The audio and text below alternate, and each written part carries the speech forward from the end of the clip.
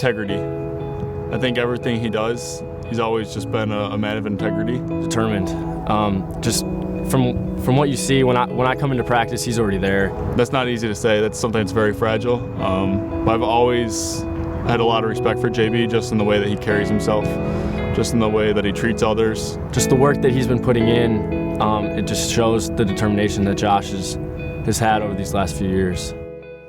Through all the tireless hours on the field and with the soccer ball at his feet, redshirt senior defender Josh Barens is battling to get back to a familiar place.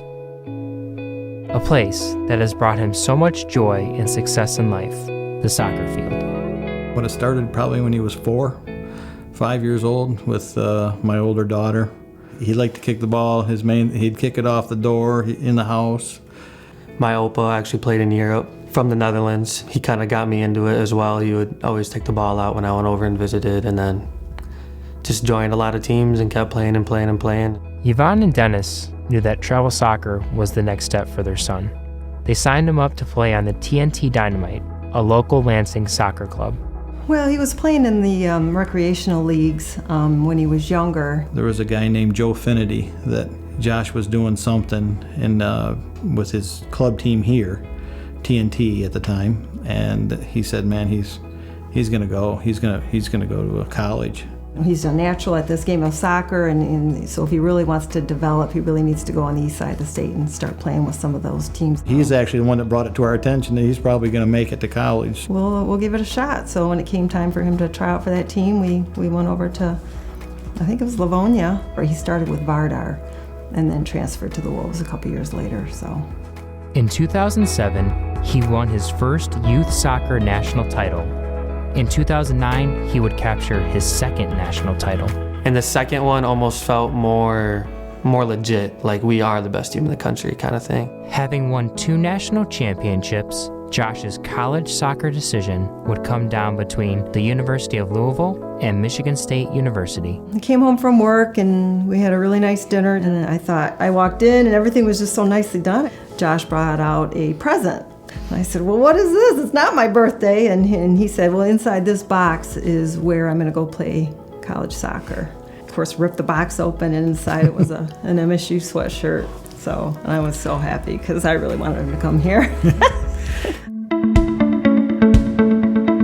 In his first year at Michigan State, he started in 21 of 22 games and had 2 assists while playing in the defense and midfield for the Spartans. He ended up getting an opportunity to start playing, and we just saw him kind of hone his skills and try to fit into the team in a position that, he hadn't really played that much. The reason Josh was able to play right away as a freshman was he's a two-way player. He was always a fit, always hard worker, could defend, get to loose balls, and there were some games Josh is one of the best players on the field as a freshman.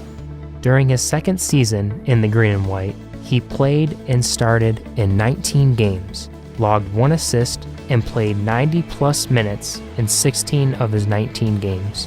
Sophomore season, I felt really comfortable. I did play a different position. Well, freshman year, I was playing center mid. In my sophomore year, I was playing left back. So that was an adjustment, but I played both of those positions before with Academy. He just kept on progressing. He just got a little bit better at everything. March 22nd, 2012. Michigan State is playing an exhibition game against the University of Detroit Mercy in the Duffy Doherty football building. I still remember the day, and it's tough.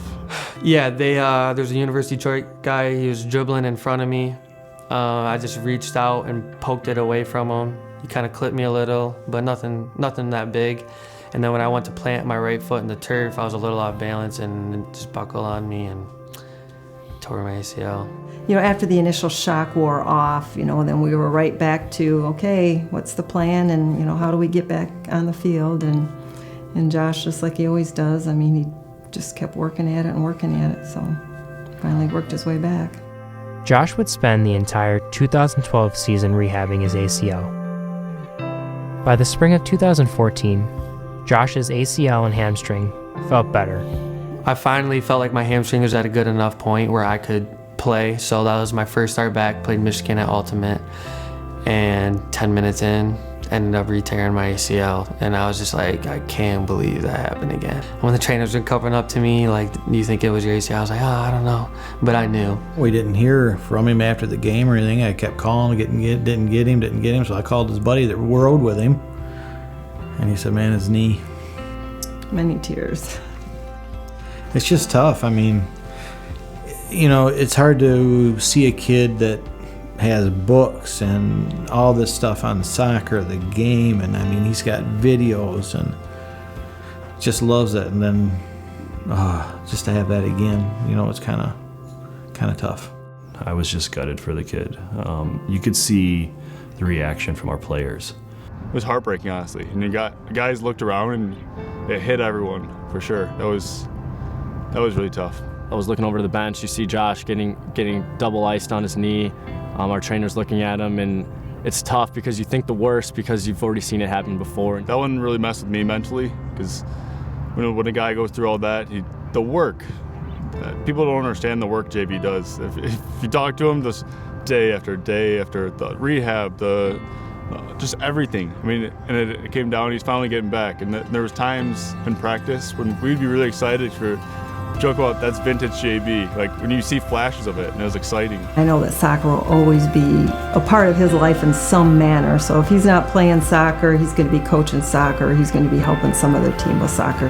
Josh is a giver, and I think in coaching, a lot of times you're there to serve the team and the athletes. And so if it's all about you as a coach, a lot of times that doesn't work out.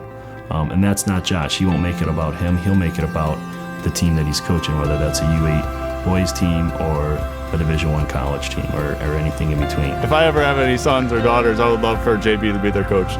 I think the sky's the limit for him when it comes to that. I can't stop yet. My last game I played was almost 3 years ago. I'm just not ready to stop playing soccer. I'm not. And honestly, all these injuries and all this time that I've been out has just made me want to play that much more because I just felt like it was taken away from me. And I felt like I would never ever take anything for granted again, every practice, every video session. So I've just been waiting to get my chance to go and show like what I've learned from the experiences. I just love the sport. It's been my dream. And you just gotta keep chasing your dreams. I'm just not ready to give up on mine.